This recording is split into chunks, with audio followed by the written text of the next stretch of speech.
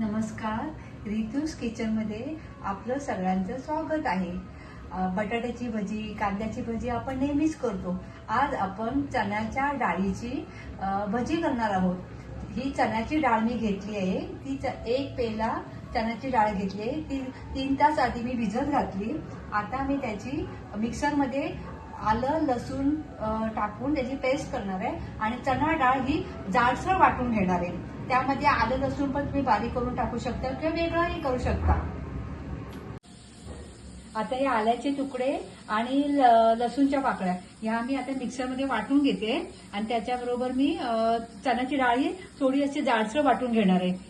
आणि हे 2 चमचे मी चण्याची डाळ बाजूला काढली आहे, कारण जेव्हा ती आपण जेव्हा करू ना त्यावेळी असं मी तुम्हाला नंतर सांगते कशासाठी ती काढून ठेवले। मुद्दाम तुम्ही 2 चमचे बाजूला काढून ठेवा, ती 2 चमचे चण्याची डाळ। आता मी मिक्सरमध्ये चण्याची डाळ हे करून घेते, वाटून घेते, ती पण जाडसर वाटून घेते।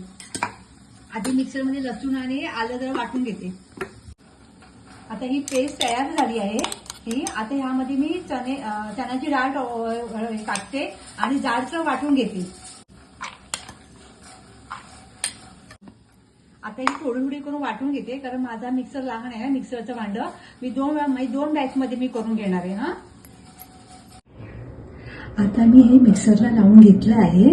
आता हे बघा, ही जाडसर हे झाली आहे, जास्त हे नाही पेस्ट नाही करायची, जाडसर ठेवायची। त्यात ही आता ही कोथिंबीर मी बारीक करून त्यात टाकणार आहे, त्यात मी आणि हे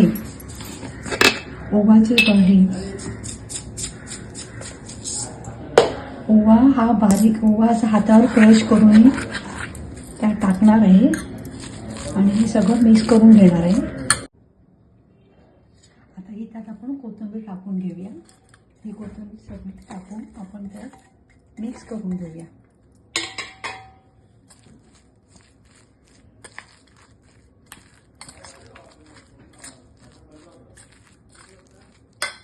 आणि जे मी ठेवले होते ना दाणे, हे दाणे आपण असे करून टाकायचे, म्हणजे कसं क्रंची लागते, खायला कुरकुरीत लागते ती।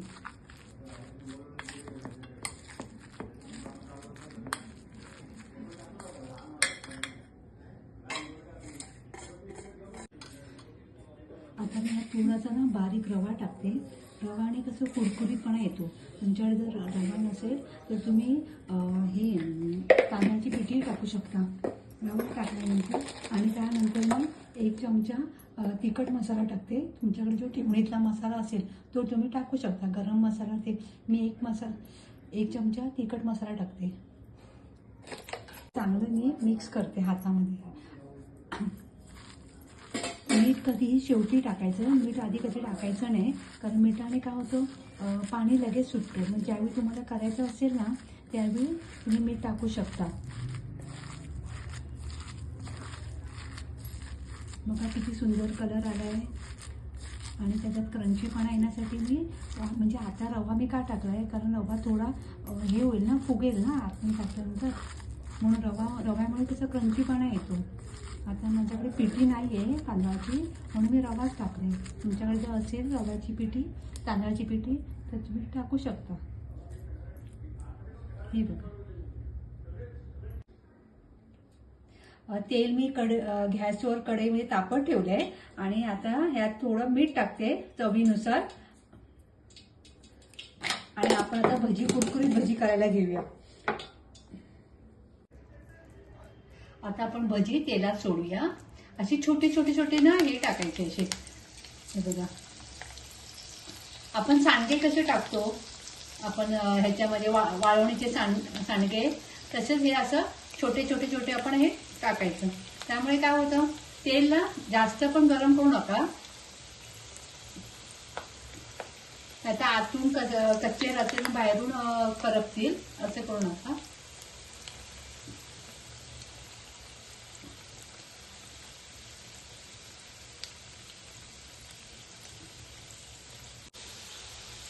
ही आता अशी मधून थोडी हलवायची, म्हणजे कच्ची कुठे राहायला नको ना, म्हणून थोडी अशी मध्ये हलवून घ्यायची। तुम्ही ह्याच्यापेक्षा पण जाड होते थोडे जाड टाकू शकता। मी थोडे पातळ टाकले, कारण पटकन भाजायला हवी आहे ना, म्हणून। ही बघा, ही आता झाली आहे, कुरकुरीत भजी झाली आहे, ती आपण काढून घेऊया।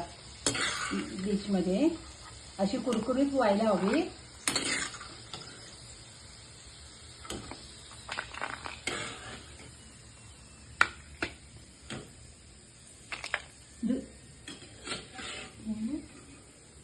दुसरी बॅच पण मी तुम्हाला एकदा दाखवते कसं करायचं ते.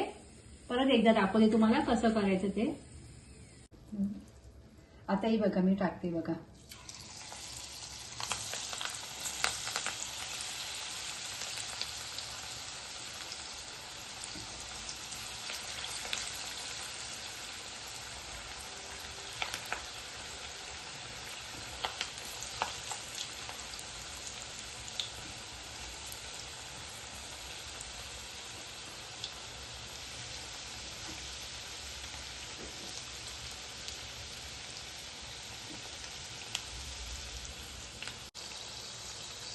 दुसरी बॅच ही आपली आता झाली आहे. आता दुसरी बॅच मी हे करते. तेल असं गाळून घ्यायचं आणि ही दुसरी बॅच ही आपली झाली आहे.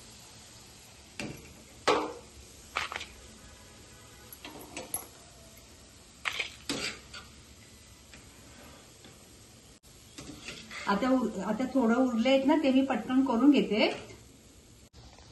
आता आपली भजी रेडी आहे खाण्यासाठी. चणा डाळीची भजी सोपी पण चविष्ट स्वाद असा की पुन्हा खावंसं वाटेल. माझ्या चॅनलला सबस्क्राईब करा आणि लाईक करा. तुम्हाला माझी भजी आवडली तर मला कमेंट्स करा. थँक्यू.